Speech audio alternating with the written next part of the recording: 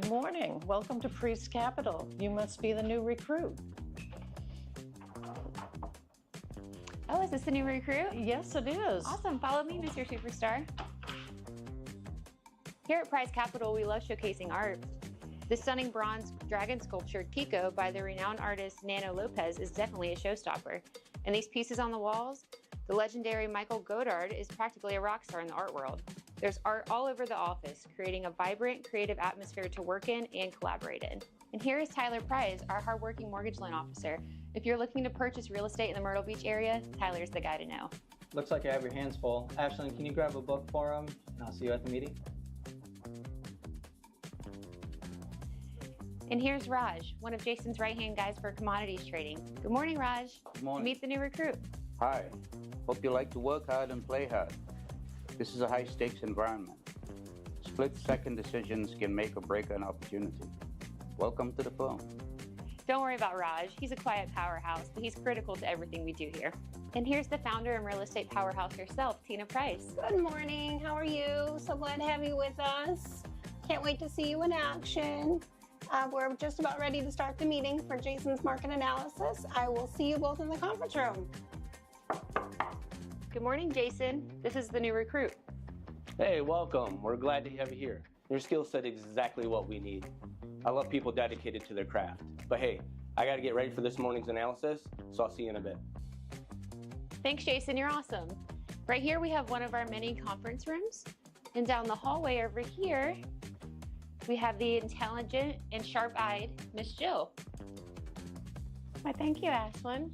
Nice to meet you. Jill thrives in the world of spreadsheets, balance sheets, and financial forecasts. You'll fit right in, so go check out your new office. And here's your new office. And over here, we have some welcome goodies for you. Just a small thank you of saying welcome to the family. Okay, so I've got to get ready for the meeting, but check out the gym over here, grab some coffee and bagels in this room to the right, and then I'll meet you in the conference room.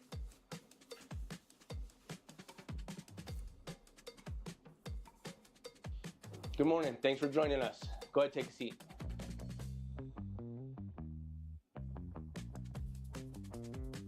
Welcome back to another morning market analysis. Let's get comfortable and dive in.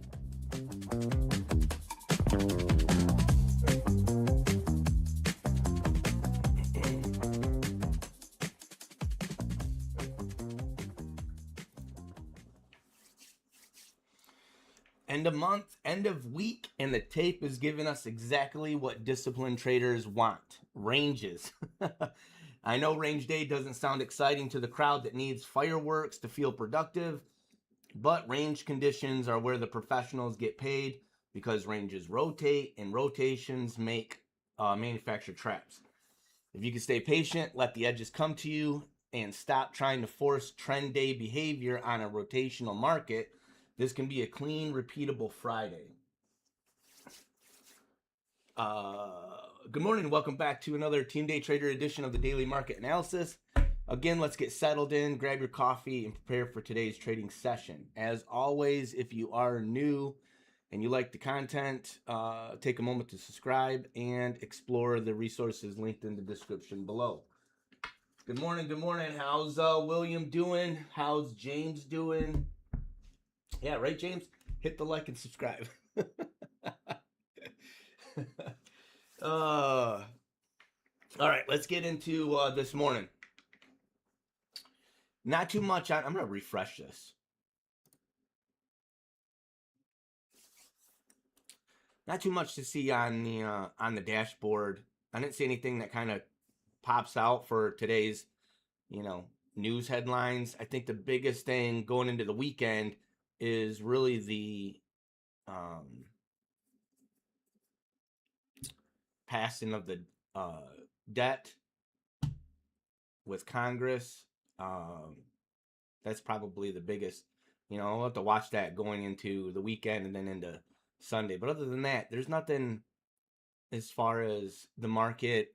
I know gold is peeling back. I mean, really taking off all the gains, from when it breached 5,000 and then almost underneath 5,000 again. It tapped it in the overnight, and we're trading gold is at 5,049. Crude is still, man, what a run. That peaked out yesterday at 66 bucks. We're at 65.23. And then rates, man, I'm telling you, these rates, I think people are going to be surprised at the Fed, and I know President Trump is trying to get those front end rates are, kind of have this downside, cuts, but that long end, right, you do have this dynamic where, and if anybody watched the Q4 analysis, right, and again, I'm going to make a comment on that because just in case, I was talking to Henry this morning, early in the freaking morning, and because Henry's not in the States, he's in Hong Kong. So, but we were talking, and he was like, and I'm gonna be bluntly honest with you guys.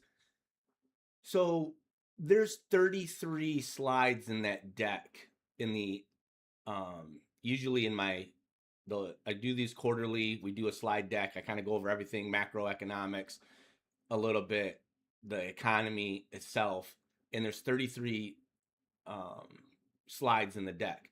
And what I have found to be the best way to articulate that, and you guys know because in the morning I write down my thoughts on the morning market analysis, right? Like I do this every morning. I write down, this is just something I've always done, is I take a pen to paper. And I don't want to get on a rant. I know this is like squirrel. And I'm getting sidetracked, but Henry brought this up, and I write down, I create and write to pen to paper these reports. Now, what I found, and the wife kind of articulated it, is when I'm live and I do this, just like now, I get off track, and whether I go off onto a tangent or a rant or squirrel, and I'm chasing something, I get talking. And if anybody has been around or knows me from the old, like way back in the day, and I say way back in the day, but, say Team Day Trader first go around, I could sit here and talk to you guys for 4 hours, right? And so that was something that the wife was like, you got to fix that, because I can talk and have a conversation, and it can go on for a long time. And so I found myself writing these reports. And then, yes, when it comes to the research reports or the weekly market trading report, those reports, I write those down. And then, yes, and I just want to be brutally honest with you guys, but I do use a text-to-speech software, right? But I found that to be better because it articulates everything in a very smooth fashion, and there's no sidetracking, and I can give you it like just really the nuts and bolts right down. So, I know I get busted, my balls get busted a little bit, but I found that to be,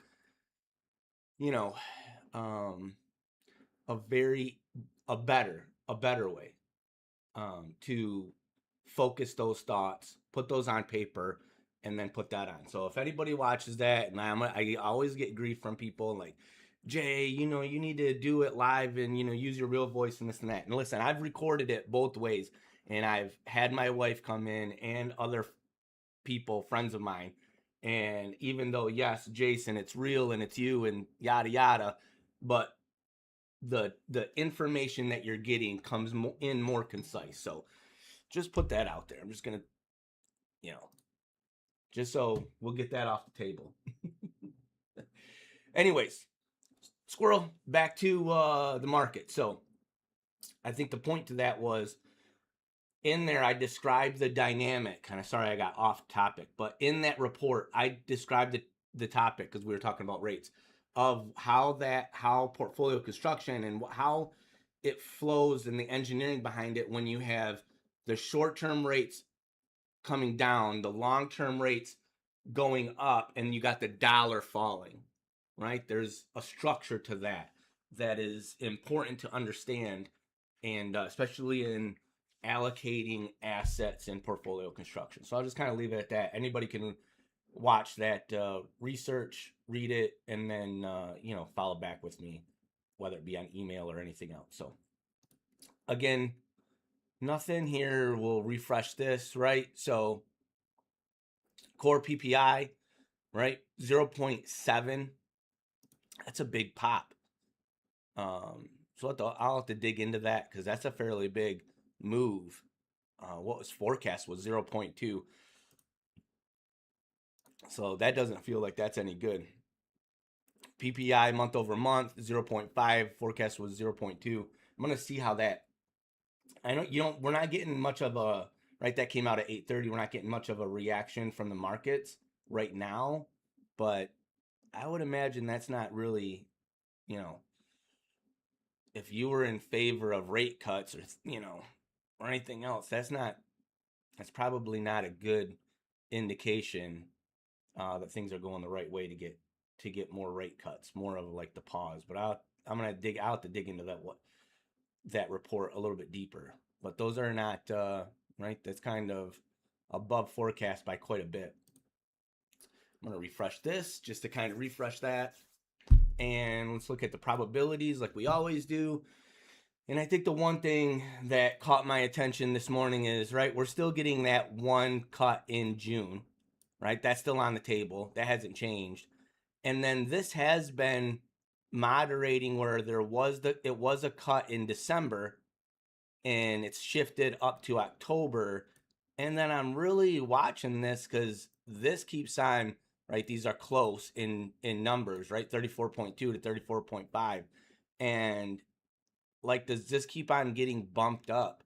And all of a sudden they'll looking at a cut in September, right? And so I'm watching again how this is playing out in real time. And these are all close. Like they're, these, as we get down into these, like these are all close. I know these keep on shifting back and forth down here, but this is going into 2027. So that's going to be, I think the biggest thing is as we get into the new SEP, an updated SEP report from December, in these next couple months, whether, this month, February, next week, we're going to get non-farm payrolls again. So that'll be a little bit helpful in assessing the labor market and how this changes. My forecast and what I believe, and it doesn't show me right now, but where this shifts over and we only get just that one cut this year. And as time progresses, I'm going to be watching as if instead of this shifting over into September, more like a cut in October shifts over to a hold, and then even into December where this shifts. I'm definitely watching that as time progresses. Again, my thesis, in which anybody gets the, whether it be the quarterly research reports or the monthly market trading reports, where we kind of take a deep dive, like just deep dives, as that unfolds into the future.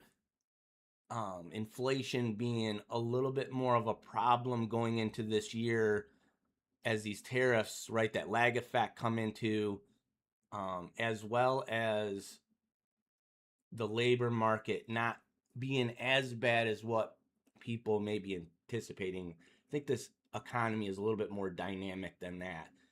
And with immigration policies and, the tax cuts coming in April, I think there's a big, that'll spur, people getting more money than what they anticipated. I don't think that shock and awe yet has hit. That'll be interesting to see how that plays out in April. So again, I just want to, I'm just kind of giving you guys my insight and my thoughts in real time. If you guys want to put your guys' input and thoughts, put it in the chat. And, this is just a good tool to, right? It kind of makes you accountable. You say something, you record it, it's on a tweet or a text, right? These things that you can do, hold yourself accountable, really makes you think through things than just thinking through it in your mind. You could say whatever, and if it doesn't work out or not, like nobody knows because it's in your head. But when you say things or it's, written down or anything else, there's somewhat of an accountability to yourself, a mental mind game. So, saying these things out loud holds some kind of accountability and actually gives you a little bit deeper thought. So anyways, that's my thoughts on the rates. I still think it's higher for longer. I've been in that camp for a long time now. Let's get into day trading and the morning market analysis, right? So as of 7:30, we're now 8:41. 7:30 futures we're down 26.5 points. We're now down 38 points from when I wrote this. We are opening in balance. We are still in balance. The one thing that I did want to kind of notice is we have a flat skew. I mean, even though the skew is positive, it's positive 0.28. But I mean, in all reality, 0.28, or if it was negative 0.28, that's basically a flat skew, right? So that's flat.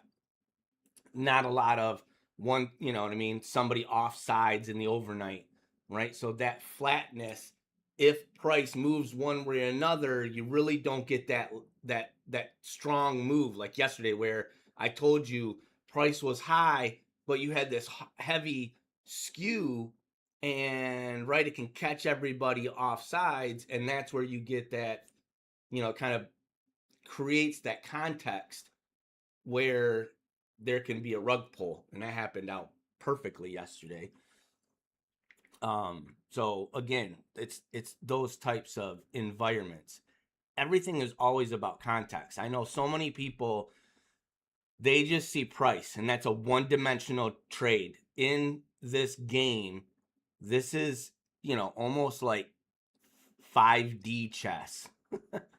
There is a lot of things in the, you have to really take a deep dive in understanding context.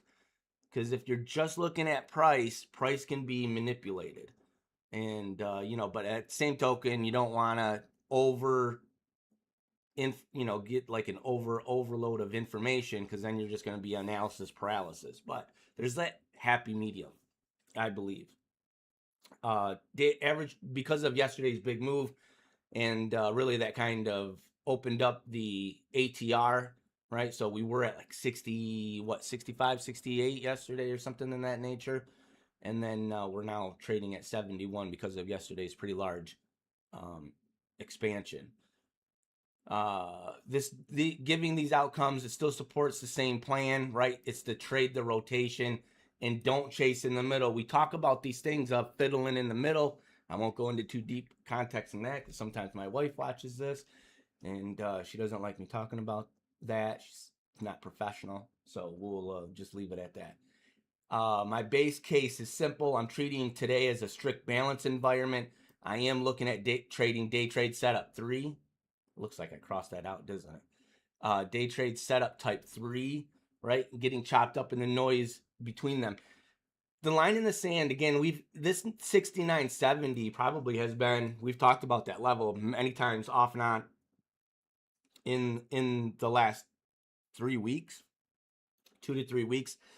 That level is a very prominent LVN on the chart, which we'll look at that. So, and most of you guys know, we know that level. Again, it's that if we push through that 69.70 and can't hold acceptance above it. It's one thing to pierce it, and then it's another thing to get above it and then hold above it. So again, if we do that, then that is where, if it holds below it, that's where sellers can still regain that control, and then rotations back down. Again, if we break above it meaningfully and hold the pullback, again, it's one thing, there's a level on the chart. And this is important. It's one thing as prices, moving or whatever, and you get above it, but then it falls back down. That's a trap, right? That's a trap. It's another thing where price is moving around it, and then they break through it, and then they come back and then hold the pullback. That is confirmation. So it's one thing to kind of, you got a level on your chart, simple, right, TA, where it's support and resistance, and breaks above, let me use a different color, right? It breaks above and then comes in, that's a trap. It's another thing where, like this situation where you blow through it and then it comes back and holds a pullback and then goes. That is two different, that is how hopefully, as you know, I don't want to say I teach you, but things that you learn from me is understanding the difference between the two, right? And understand so that you understand in real time as things are progressing, right? To one, be patient and not just be trigger happy, right? And allow that trade to set up. Allow, your level to, get confirmation. Is this a trap or is this a go? Because if it's a go with, right, then you know what will happen. It'll blast through it and then be patient and then wait for it to pull back.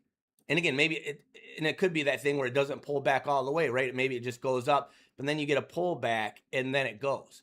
It's that thing. If there's a very easy, it should be easy. I mean, I feel like it's easy way to see these two different price patterns. So when I talk about this thing like that, right, sellers have control, and then, but if it does break against some of my levels that we see on the charts, it's that thing. Like it can go through the level, but it's how it goes through the level. Does it go through the level and that's a trap? Or does it go through the level and that's meaningful? And there has been a switch of hands. And think of it like, and again, my analogies, and I'm hoping that these things articulate with you guys. Think of it like a football game, right? You're getting close to, you're at a 1st and 10, and maybe then you're at a 2nd and 8 yards. And then you're at that level, you're at your level. And in that level, it's like a 3rd and 3. And so again, like it can be right there on that cusp. And then do the sellers hold and they get another 1st and 10, and then boom, they go. Or at that level, is that where they turn it over, right? And it's that turnover. And then where sellers did have control, now it flipped and now the buyers have control. And it's that thing. It's that, hopefully that articulation to make it process in your brain of understanding like, all right, this is just a trade of who has the edge, right? Who has the ball. And right, and again, you have to, and then that changes throughout time frames.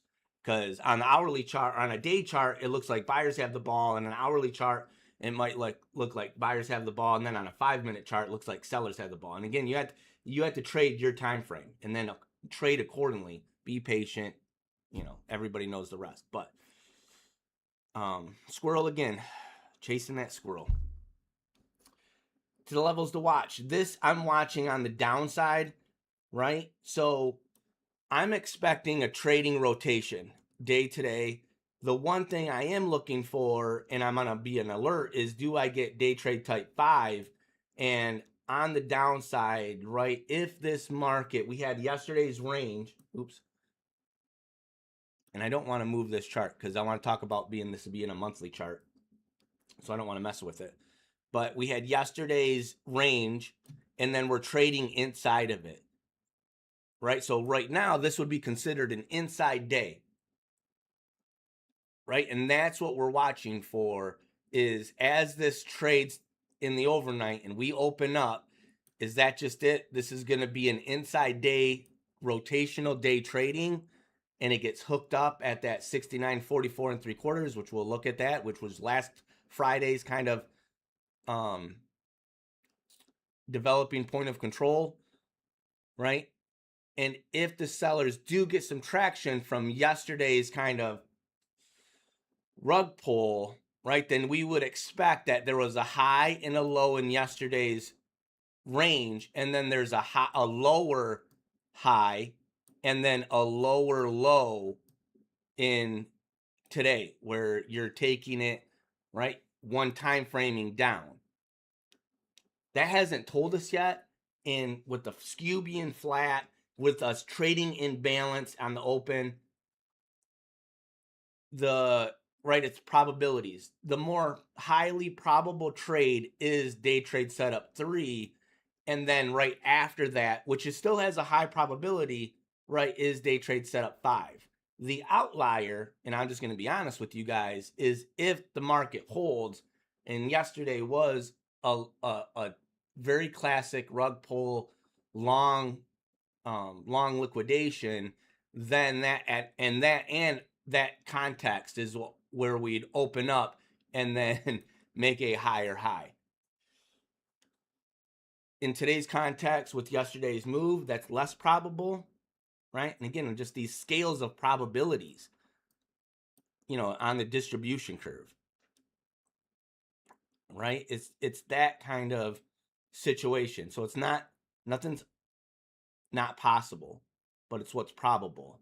And again, this is the probability 1, probability 2, and I didn't even put this because I just think it's a low probable, but I'm not ignorant to, not see it if I see it, is the upside. If it is, what happens is I'll take a couple stop out trades, and I'll get hit, and it's Friday, and I probably won't try to make it up, right? Like I don't do revenge trading. So I have a trade, I set it up, but if I get stopped out, and if I went to, depending on the context, but in today it's Friday, end of the month, I want my P&L for an end of the month to be good, end of the week to be good, and I don't get too, aggressive on Fridays. I have a trade, I either execute and it works, or if it don't, and especially in a day like today, whereas if I'm figuring first range and then day trade setup 5 as a trap lower, the last option is it's a day trade setup 5 but to the upside, and I take a couple stop out trades and get hit a couple times, I'll just probably, get out. Most of you guys don't know, and I'll just kind of put this in because most don't know, but I have in my account set up where I can't get stopped out. Well, I don't want to say that. So if I get stopped out more than 5 times, then that ends my day trading. So when I take positions and I'm trading, and I tell, anybody who's close to me or trades with me, there's a few different rule sets that I have. And one is no more than 5 trades in a given trading day.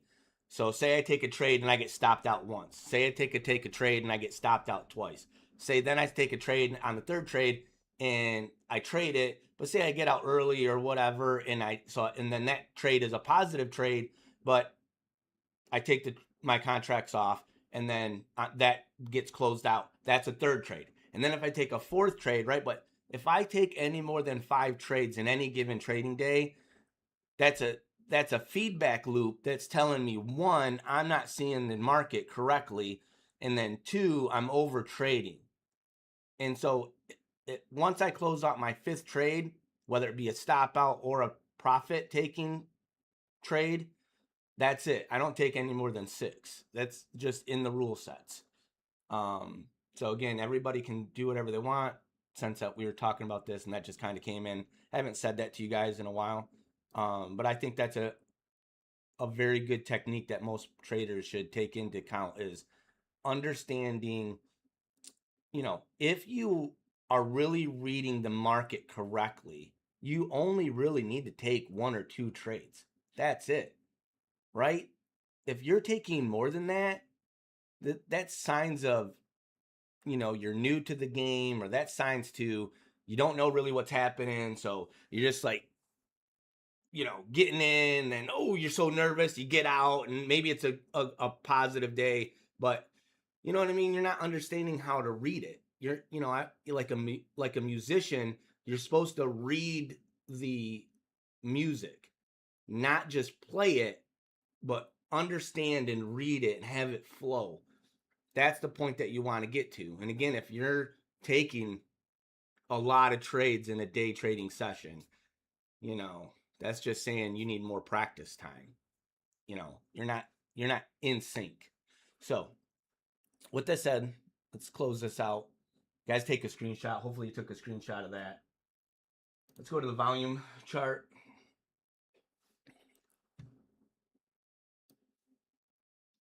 We talked about this level of 69.44 and 3/4 last week. That's still the prominent, right, point of control, developing point of control. I want to make sure I use my words wisely. Again, this 70 level is an LVN, right?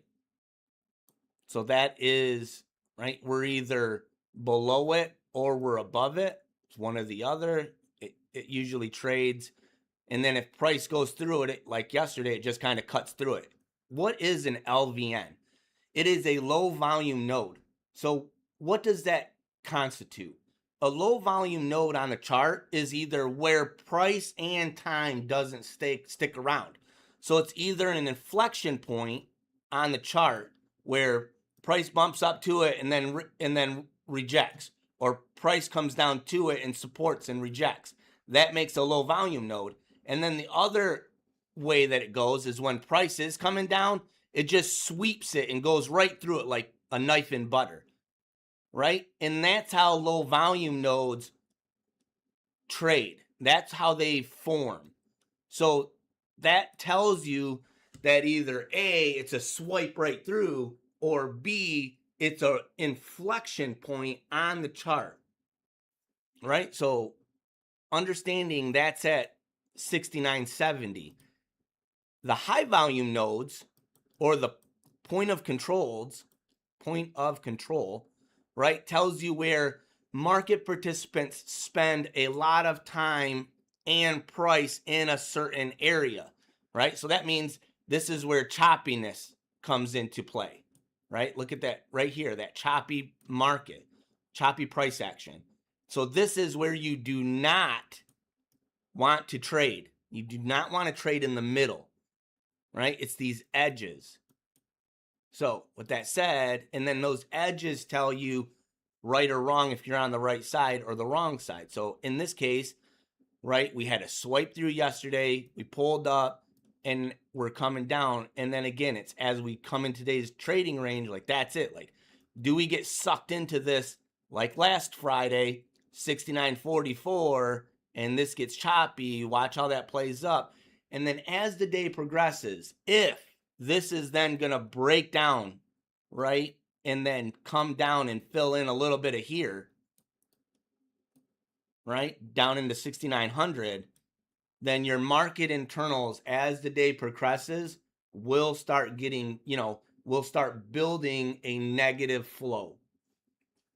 And that will tell you, that has the potential of it, towards the end of the day folding. But again, more than likely than not, like last Friday, this gets pinned. You know what I mean? It just gets pinned. And we stick in and around this 94.75, and just like last Friday where, right, they just pickpocket you. So watch as that plays out. I think static value area low, which is 69.2375, which we'll look at that on the trigger chart. That's going to be a little bit of a telling tale, of any kind of momentum. I do want to show a couple of charts here before I get to the trigger chart, just to make reference. Let me go to this chart. Is yesterday's move, right? When you think about this move right here, and I got to bring my crayons over. I'm sorry, guys. I don't have hotkeys. I'm old school. Such an old dinosaur. Sometimes I'm just not in the tech. I know a little bit, enough to get myself in trouble, but not enough to, take advantage of the hotkeys. So this move here, right? When you look at that move, you took back 1 day, 2 days, 3 days, 4 days, 5 days. Let's go back in time. Right? Yeah, 5 days. Right? All this trading in one big sweep of range. right? And so that's not, and then we're right here down in the middle, right? And that's the thing that you want, that's the context that you want to take into today is, again, this Fight Club. Look at your sector weightings, right? And is there a push pull? And as the market is live trading in real time, watch how that progresses, right? Does it just get, as time, does it get weaker and weaker and weaker? Or I guess stronger, stronger, stronger. But again, I'm under the context of today, it's more the advantage, or the sellers are in control. So I'm giving the benefit of the doubt to the sellers today. And so with them being in control, I want to see, can they build on that control and really press the shorts, or press, or buyers just give up. Either way, however you want to constitute the move. And right, that price gets pressured and we move lower. Or is it just a constant push and pull, and right, it ends up being an inside day? It is the last day of the month, right? So there can be a lot of options flow pushing and pulling the market. Does anybody gain any control out of that? That's the thing that you got to watch. So, again, is it a trend day? There's trend day, what do I want to say? Indicators that kind of give confirmation of trend day, as well as a rotational day, and lean on those indicators, right?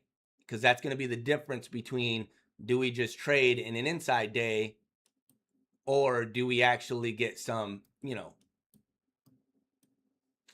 price discovery lower where they take out yesterday's low. Again, day trade type 3 is my first inclination, but it is important to understand context. In yesterday's day did sweep hard, and that took out 5 days of trading, all the way to like January 21st price action. So that's important to understand. Trigger chart. Let's get into the nitty gritty, right? So I'm going to watch as market opens up, right? Do we get a test, an actual failure, right? Some chop, which is expected. And then as the day progresses, right, does this end up leaning and then, right, sweep through 69.23, pull back, hold, and then a late day. This will probably be like the last hour or half an hour of day, like in M as in Mike, M period, right? Or M as in money, M period. And then like the last half an hour of the day, they just liquid it all the way down. This is probably not going to be on the open some kind of day like yesterday, where they open it up and, right, a little bit of dinking around, and then boom, they just wash it out. That's more than likely not. I don't see that, I guess, in today's trade. I more or less see some push and pull action, and right, and then we have to monitor to how that flows. So this would be a day trade type 3. Let's just go through the day trade type 3. A day trade type 3 would be where we kind of hover and stay in, this range, right? And again, that would be an inside day, and we, chop around, trap, come back down in, looks like it's going to be a up move, and then they rotate it back down, but then they don't get any kind of momentum to the downside. It gets sucked back up, and then you're just trading in this inside day established balance, right, kind of rules, which is again like a rotational day. Day trade type 5 is again where we kind of like basically my first drawing, which is, you kind of get up here, they suck it in, down and down, and you have to break yesterday's low for price discovery lower. Where I'm wrong, and if I'm wrong, and which I will take a couple stop outs, right, is if something happens to where this opens up, it tags say 69.44, they hold it, it rips up, right? Gets into this 69.85, holds a pullback, and then takes off higher. And then we kind of chopping around 7,009, right? So this is 7,009.25.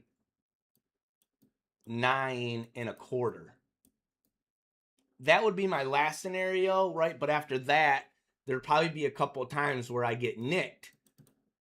And I'll probably just, like, that'll be it. Because I'm not going to, you know, I probably won't dink around. The only way I'd probably dink around, take a third trade, I'm just trying to think of how my trading is, how I trade to this market, is if I did see this move and then they did hold the pullback, that might be something where if it gives me that opportunity to hold the pullback and it does look like the buyers kind of step back into the market, this was just a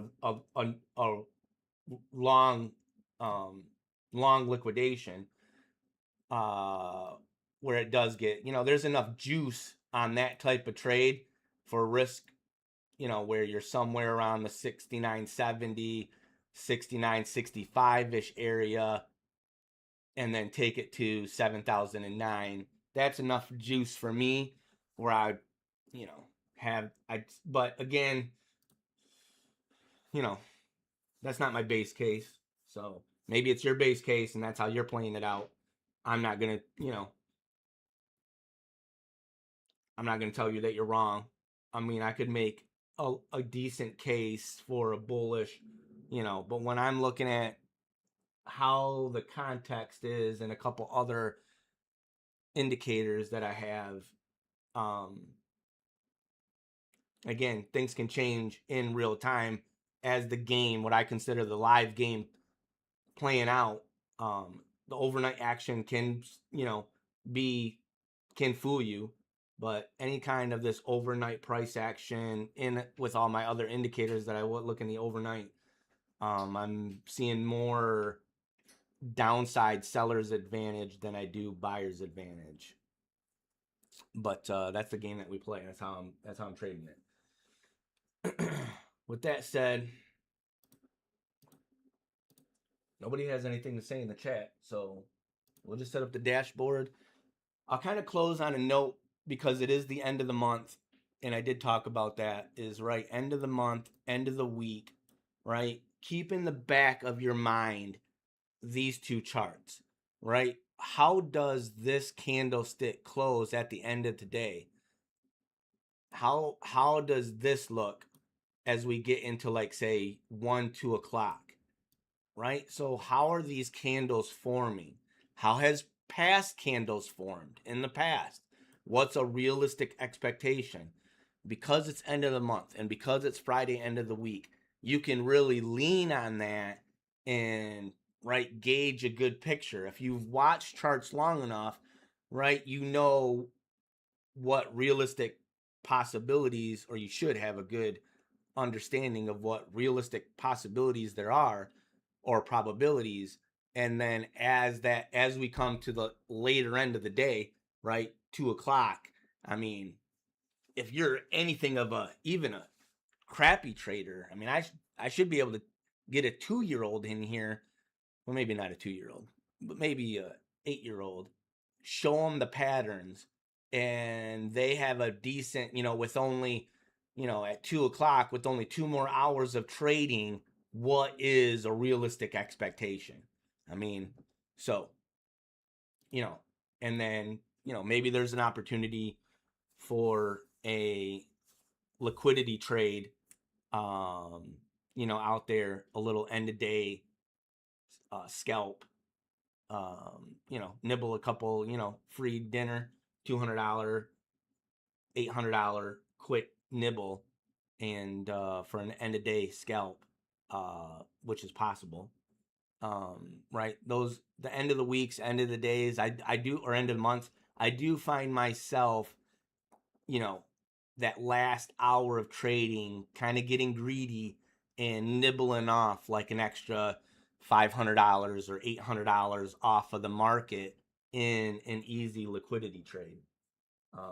Right, so if anybody's got my it would be day trade type 13, right? So anybody's got my trade types, then day trade type 13 really was formed out of my trading as it comes into Fridays, as it comes into end of months, end of weeks, end of months, trading. That's how day trade type 13 got created. I found myself taking trades, and then I wrote a rules based around them as I traded, so that I could kind of write that down and mimic that trade, rinse and repeat over and over. And so, and that trade of 13 is a end of day liquidity trade. And again, I can't state it enough. It's a, it really is powerful trade at end of months, end of weeks, end of, the Fridays trade. So with that said, hopefully all this is helpful. And if you're in and around Myrtle Beach, right, as I always talk about at the end of these, I close these out. Come see us. This is our address. You can come to the office. Phone number, email, website. Same old story, guys. If you're new, subscribe. Leave a comment. Hit me up on the phone. I'm old school. I'm not a text kind of guy. I'm more of a phone call kind of guy. But as always, learn, trade, profit, and I will see you guys next Tuesday. Take it easy, guys.